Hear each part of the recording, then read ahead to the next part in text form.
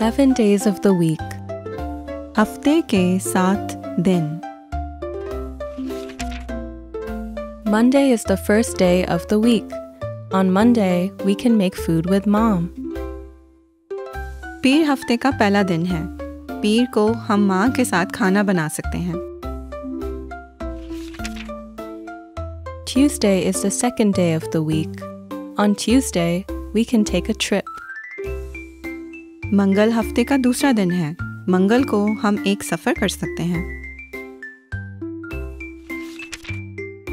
Third day of the week is Wednesday.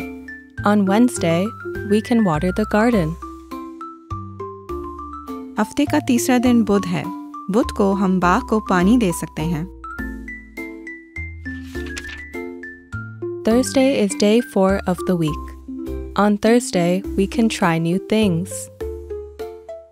जुमेरात हफ्ते का चौथा दिन है। जुमेरात को हम नई चीज़ें आजमा सकते हैं। Friday is day 5th. On Friday, we can explore nature. जुम्मे का दिन 5वां है। जुम्मे को हम फितरत को तलाश कर सकते हैं।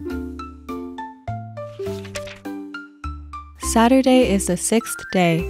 On Saturday, we can read books together.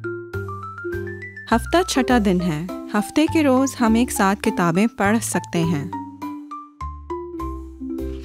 And Sunday is 7th and last day of the week.